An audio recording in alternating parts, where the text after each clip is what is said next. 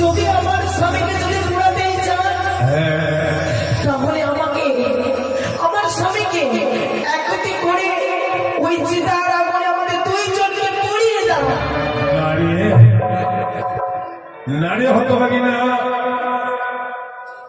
স্বয়নে রামকৃষ্ণ সতীদাহ প্রথা চালু করে গেছে। পতির সাথে সতীর দেহ দাহ হয় না রে, তবে ওরে হতভাগী আমি আমার এলাকায় জীবিত প্রাণ নিয়ে আমি তোমাকে ছেলে ছেলে খেলতে দিয়েছি। কেন জানিস? তোকে বিশ্বাস করি। ছয় টাকাতে তুমি পরীক্ষা দিয়েছিলে বড় মাছে করে চিন্তা। হ্যাঁ বাবা, শুষ্ক গাছে কন্যা ফোটাইছিলে ফুল। আমি তো সেই বিহুর সমর্থন করব। অষ্ট কলায় সেদ্ধ করে আমার সেবব্রত তুমি পালন করিয়েছিলে মা। কোথায় কোথায় তোমার সেই সতীত্ব? সত্য বলেছ বাবা। মাধ্যমে যেভাবে আমার এলাকাইকে ফিরিয়ে দিয়েছিলে, দাও আমার এলাকাইকে তুমি ফিরিয়ে দাও। আজ আমি তোমার সতীত্ব পরীক্ষা দেব। দাও তুমি আমার এলাকাইকে ফিরিয়ে দাও। বাবা, আমি সতীত্বের পরিচয় দিয়েছিলাম, কিন্তু মাসুর ঘরে সেই সতীত্ব বজায় রাখতে পারলাম না। কিন্তু বাবা, আপনি আমাকে কথা দিয়েছিলেন।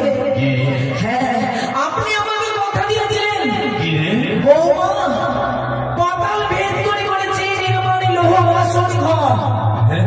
বাসর ঘরে ধোঁয়ার সঞ্চয় নেই, পবনের গতি কেমন স্বাধীন বাদই দেবী সত্যবতী। তবে বাসর ঘরে ছিদ্র এলো কোথায়? আর সেই ছিদ্র দিয়ে দুষ্ট কাননে প্রবেশ করলো না কেন? ওই তো ওই চরণময় বিশ্বকর্মা দেখো না, আজ তোর সিংহমার আজ সে নিজ আসনে বসে কেমন রক্ত হাসে হাসছে এই ভক্তের সাথে প্রতারণা। স্বয়ং যদি ভগবানই যদি ভক্তকে কাঁদায়, এতে ভক্তের কোনো দোষ সীমা জানে কথাই বলেছে মনুষ্য দেবতাকে ধাক্কা কেউ কবু পায় রক্ষা। বাবা তাই তো সামান্য কোটিশ্বরের ঘরে জন্মগ্রহণ করে মাতৃতুল্য নারীর সঙ্গে করেছি বিবাহ, কিন্তু জন্ম কি বাবা আমার কোনো অপরাধ নেই। ওই কুচকে কানে পাহাড় পাহাড় তিন চোখ লাগিয়ে আমাকে কথা বলে গেছে, একটি বারো বলে করেছা দে বাবা, তুই আমার যুগল চরণে একটি বার পূজা দে। বাবা তাই তো সে এক এক করে আমার সন্তানদের গ্রাস করেছে।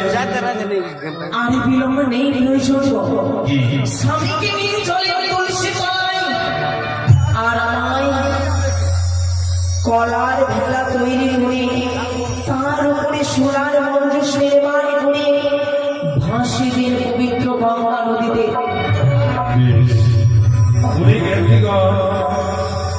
আমাদের সনাতন ধর্মের নিয়ম অনুসারে আমার লাখাইয়ের মৃতদেহকে তোমরা নিয়ে চলো আমার চকচকে রাজ প্রাসাদে তুলসী তলাতে। এসে যেতে পারো কি বলে বাবা? বাবা কলার ভেলা তৈরি করে সোনার উপর নির্মাণ করে দিন মঞ্জুস বলার ঘোড়া না না বেহুলা না, আমি সব দুঃখ ভুলতে পারি। আমি ওই কদলীর বাগিচাকে বড্ড ভালোবাসি। আমি তোমাকে কদলীর বৃক্ষ দিতে পারবো না। কেন দিতে পারবে না বাবা?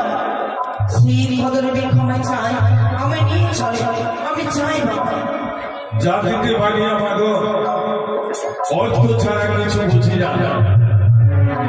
আর যদি তুমি আমার কদলীর বৃক্ষের মূল্য দিতে পারো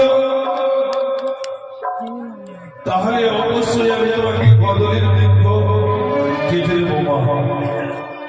কদলের মূল্য সে কি গো? কদলের মূল্য আমায় দিতে হবে? শুনছো গো? ও চৌধুরী নবীর বাবা সে কাকা বাবু না, আজ আমায় ভিখারিনী শাস্তি হবে গো, শুধু স্বামীর কারণে। কদলে ভিখারি যদি মূল্য না পায় তাহলে যে আমার স্বামীকে নিয়ে আমি ভেসে যেতে পারবো না গো মা। আপনাদের কাছে বিনতি, যে যেগুলো পারবেন জনমেদ করে বেহুলাকে কিছু দান করবেন গো রত্ন। আপনাদের মূল্য পেয়ে যেন আমার স্বামীকে নিয়ে আমি ভেসে যাই মূল্য সাগরই চল কিছু মিলিয়ে দেবেন গো।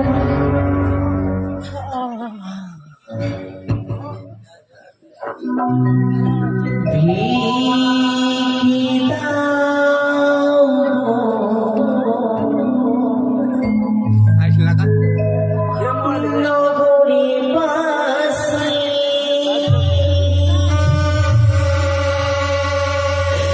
তুমি